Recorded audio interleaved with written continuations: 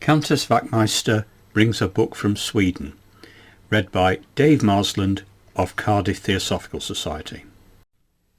This piece comes from Episodes from an Unwritten History by Claude Bragdon. And this story comes from the time when Countess Wachmeister visited H.P. Blavatsky in Würzburg in Bavaria in 1885. The Countess found Madame Blavatsky living in restricted quarters, seeing nobody but her doctor and her landlord, working from 7 in the morning until 7 at night on what was to be her magnum opus, The Secret Doctrine. This was to consist, when complete, of 4 volumes. It would give out to the world as much of the esoteric doctrine as was available at the time. It will, of course, be very fragmentary, she told her visitor, and there will of necessity be great gaps left, but it will make men think, and as soon as they are ready, more will be given out.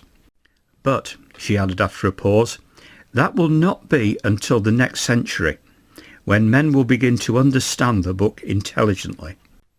Such a statement, under ordinary circumstances, would have appeared the height of fatuous conceit, but the circumstances were not ordinary. Madame Blavatsky, as she herself knew, was not the author of this monumental work, except in a restricted sense. She was the medium of communication between the Masters of Wisdom, the real authors, and the Western world. The Countess had abundant evidence of this from almost the first moment of her stay. Hardly had the greetings been exchanged between the women, when Madame Blavatsky said abruptly, as though the matter had been dwelling in her mind, "Master says you have a book for me, of which I am much in need." "No, indeed," replied the Countess. "I have no books with me." "Think again," she said. "Master says you were told in Sweden to bring a book on the tarot and the Kabbalah." Then the Countess remembered that as she was preparing for her journey, she had come across a collection of notes on the tarot and passages in the Kabbalah that had been compiled for her by a friend. She had been about to place it in a heap of things to be locked away until her return, when she heard a voice say, "Take that book. It will be useful to you on your journey."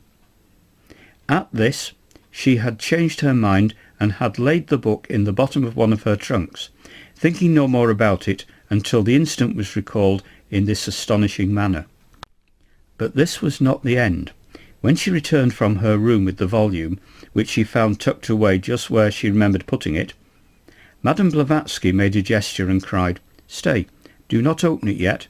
Now turn to page 10, and on the 6th line you will find the words," these words are not recorded, and she quoted a passage.